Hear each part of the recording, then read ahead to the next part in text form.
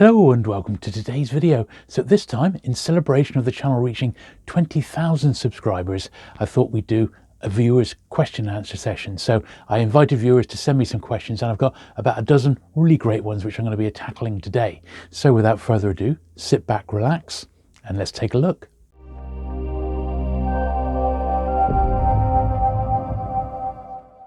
So the first question is from Mozzie22. He says, love the channel, Jules. Thank you very much. Tell us more about your life, family, pets, etc. Well, Mozzie, great question to start with. So yes, I am married. I have been for quite a few years now, well over 15, 16 years to my wife, Wendy. We've got a couple of children. The eldest is now grown up and left home. And my son is doing his A-levels at the moment. He still lives with us. We have had a few pets over the years. Most recently, Rolo, our family dog, who sadly passed away a couple of weeks ago, just after Christmas. He was only 6 as well, and you may have seen him on the odd video in actual fact.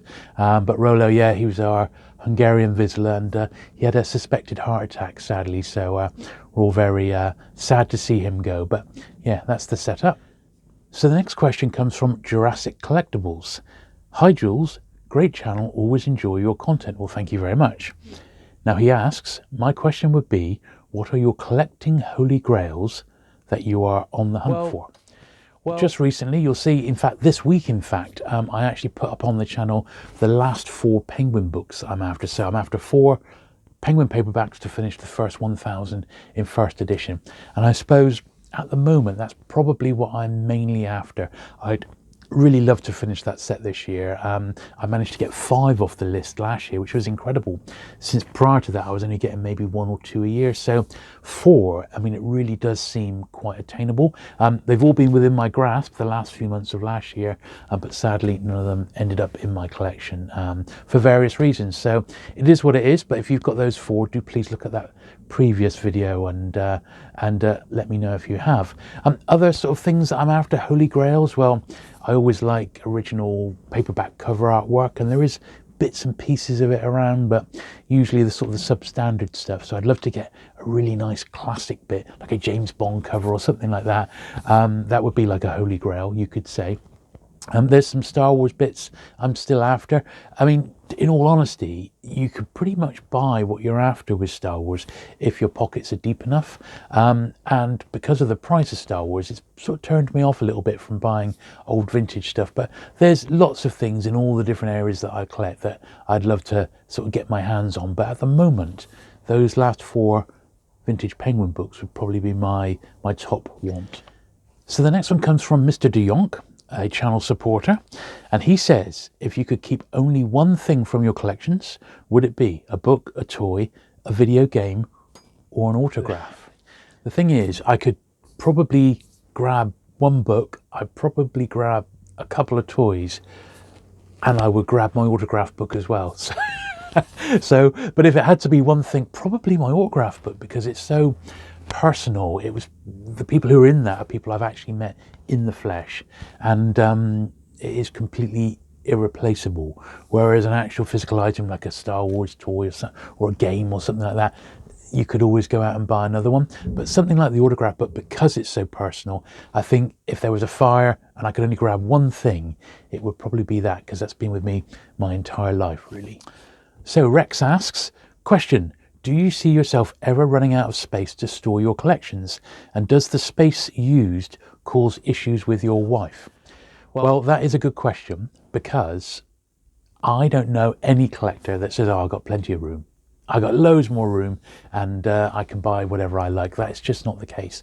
Even if you've got dedicated rooms for your collections, it's still never enough. If I was to buy another bookcase and it was empty, and I could just fill it up with whatever I want, it would be filled up within the afternoon, because I just ease some of the load off other bookcases and put them on the new bookcase.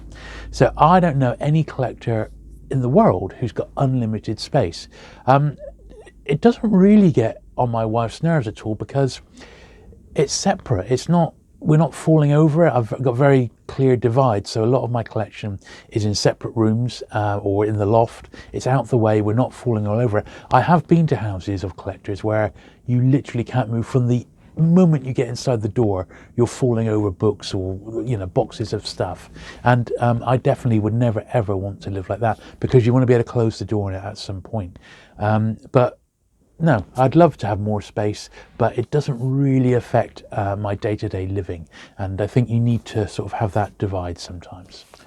So Frey Donahue Music asks a question I get asked an awful lot on the channel. Have you read all the books in your collection? Of course not. Some books I've got multiple copies of. I think Dare the Triffids, I'm now up to maybe 18 different copies of the same book in different editions in different languages. And that's not why I just collect books. Yes, I love collecting books for what's actually in them, but there's no way I could read all the books in my collection, although probably most of the books I read in my life are in my collection.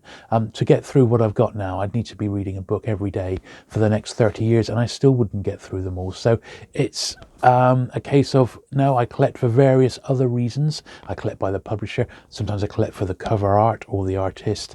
There's lots and lots of different reasons why I've got lots of books in my collection. But no, I have not read them all. So the next question comes from Sylvan. So he says, hi Jules, one question for now. What does your family think of your hobby stroke collecting? Do they contribute to it even in a small bit, or do they ignore it like mine?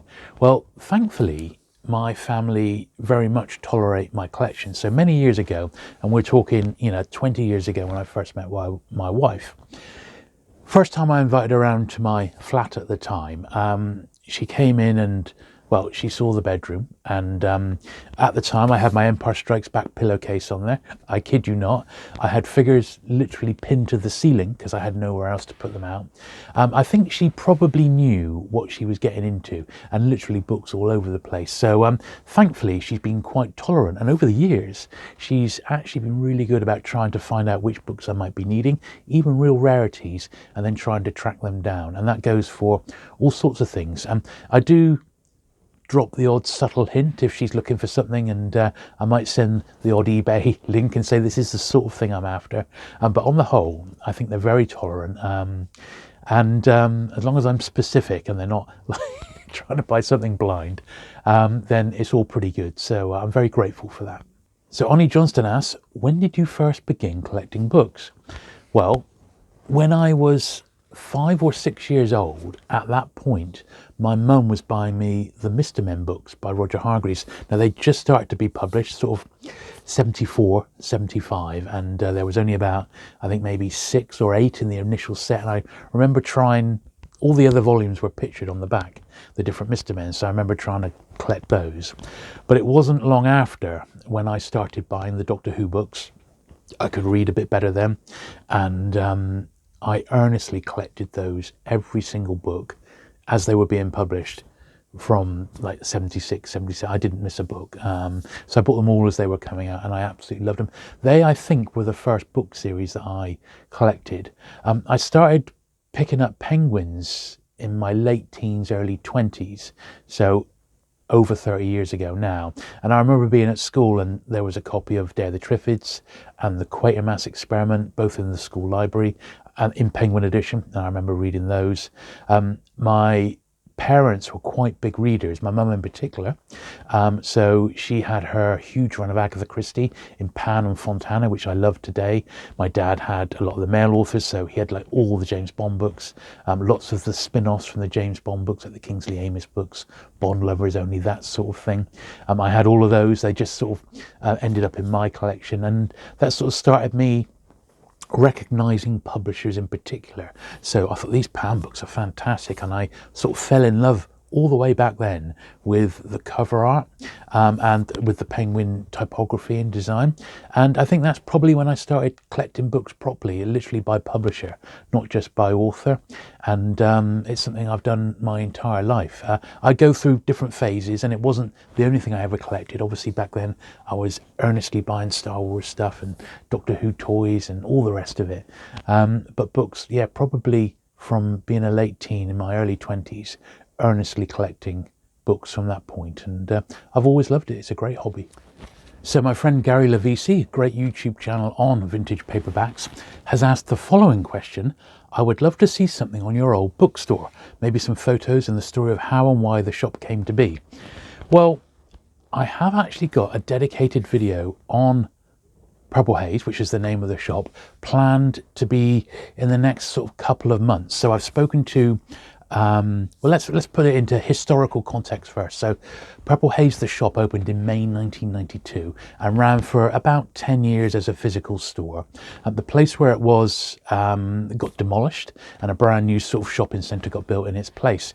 We did, when we had to move out, try a couple of different locations, but back then there just wasn't the room in town for a little independent shop at the right price rent-wise.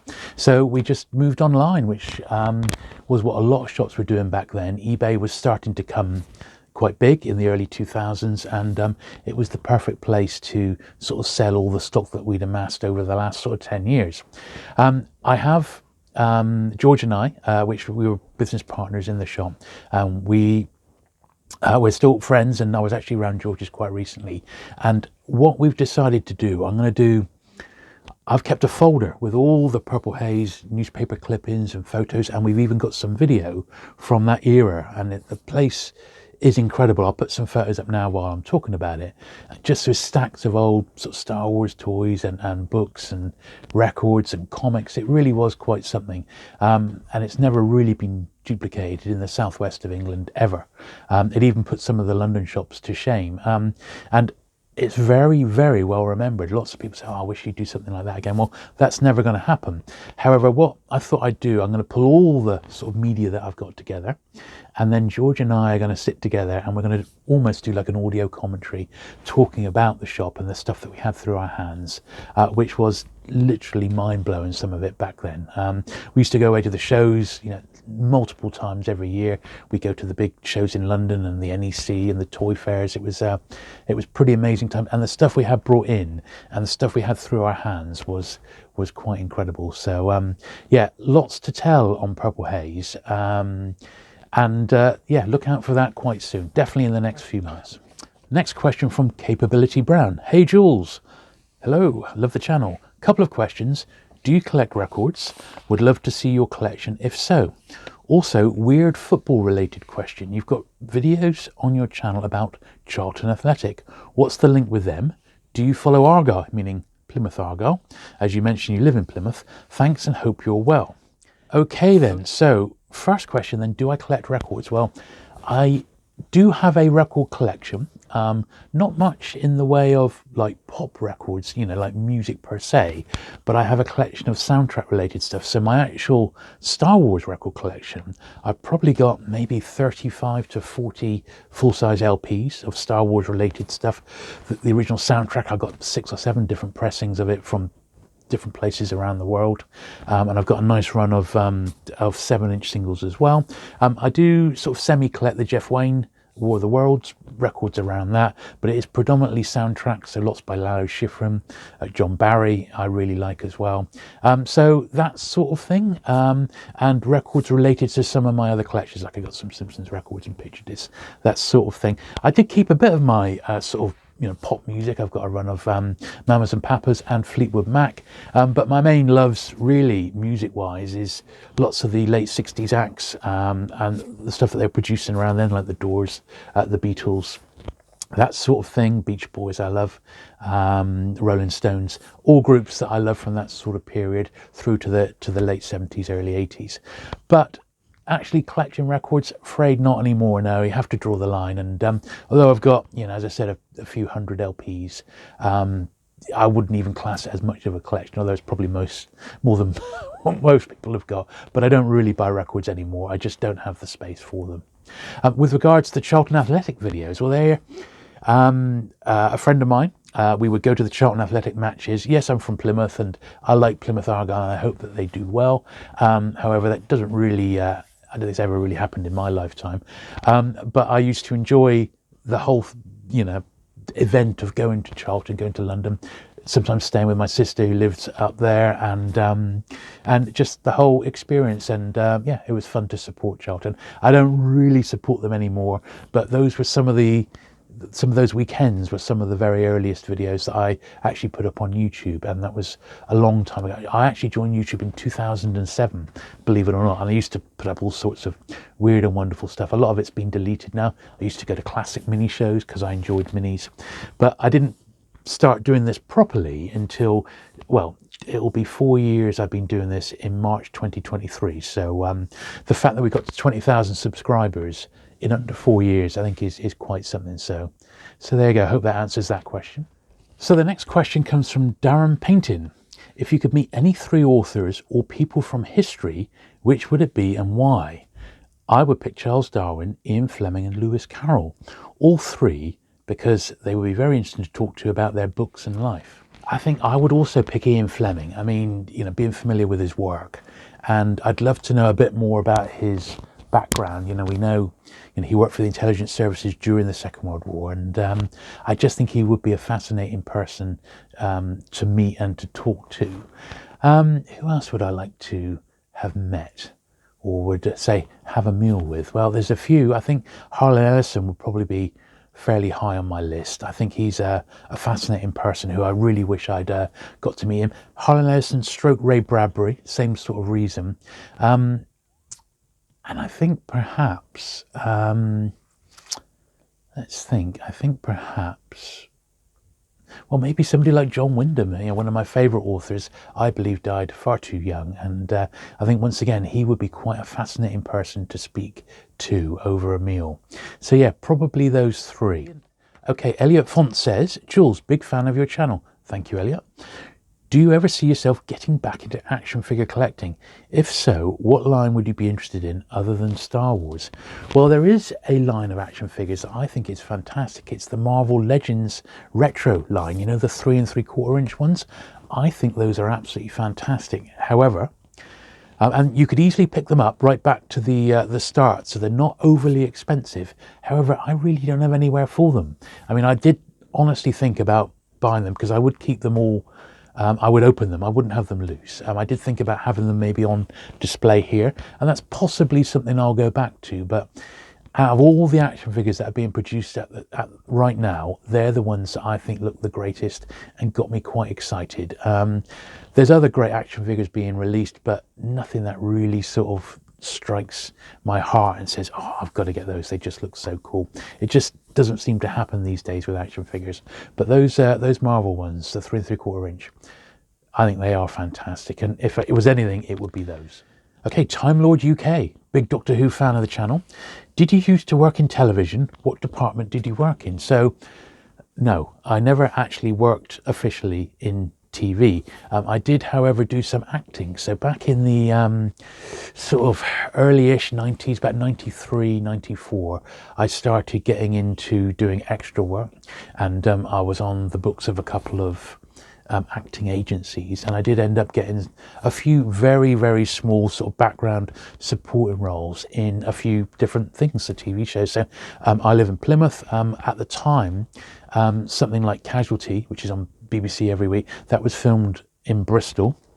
So I did Casualty, I don't know how many times, maybe about 20 times. You could do it sort of once every 6 to 8 weeks, I think was the limit, so that you didn't get seen too often on film if you were in the background. But where I live is quite picturesque, so movies and TV shows would often get filmed in sort of Devon or Cornwall. So I did appear in a Miss Marple down here, which was a Towards Zero.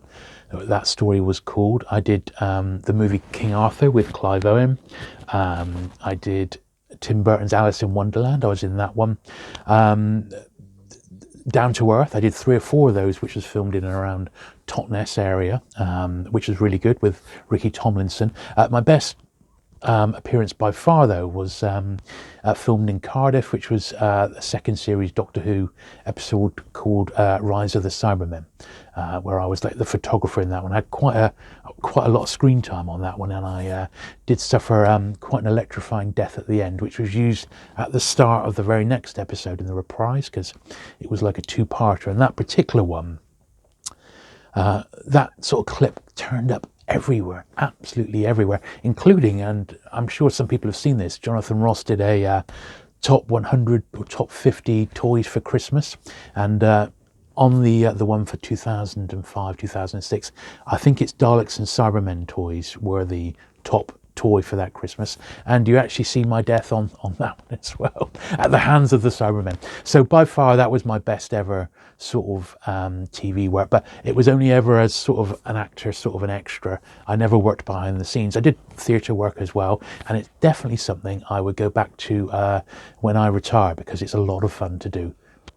Okay, this last question is from Marky Bug 1973, and Marky Bug has recently joined the channel as a channel member. I do encourage all of you, if you'd like to support my videos and help the process of pulling these together, 4 videos a week, let's not forget, 3 on my main channel and 1 on my dedicated book cleaning channel. Your Patreon or YouTube channel membership support really does go a long way, and you can do that from just £1 a month, and you get to see my key videos at least a week early. So I think it's worth doing, and you really could support the channel by doing that. But Marky Bug 1973 says, as most younger people seem to live online, do you think collecting things will die out over time? Well, I don't think so. I think there's always been a market for people to collect collectibles. My grandfather used to collect Toby drugs, from literally have them back to the 17th century, fine china and stamps. And I honestly believe, because my mum had a little bit of it, but I've got it big time, that it's almost like a collecting gene, like a collecting bug, and you just cannot help yourself. And he definitely had it. My mum has it a bit, but I've got it big time, the same as he did. And I believe that impulse to collect stuff will always be there. So I look at my son now, and he's grown up surrounded by books, and he doesn't really collect anything per se. However, because he likes his gaming, I've got my entire Xbox collection in his room. So it's got my original Xbox, then we've got the Xbox 360 that he had when he was a kid, and then he's got his latest Xbox One. The problem is, a lot of it is moving digital, so he has got a lot of the latest games on his Xbox. He's got nothing physical there to actually show for it, so there's no nostalgia. If he feels like playing an old game again, he'll just reinstall it. And that's the difference between the modern and the older generations. When I bought an album, I bought a physical album or a cassette, and there was plenty to look at. Nowadays, you just jump on Spotify or Apple Music, and you just sort of hit a button and play it. And that physical connection with something seems to have gone, but there's lots of people who prefer a tangible object. So books haven't disappeared. People were writing off books as soon as the Kindle came out, so that's it, books are dead. Absolutely not the case. Lots of people prefer a physical book, and vinyl is very much coming back. It's more popular, they say, than it's ever been, so make of that what you will. So no, I don't think so. I'm sure people will be collecting stuff as long as there's people around. So there you go. I hope you enjoyed that question and answer session. Some good questions there. And once again, thank you so much for subscribing to the channel, helping me reach 20,000. It is quite a milestone. And yeah, we'll do this again quite soon. Thank you for watching today, and I look forward to seeing you again very soon. Bye.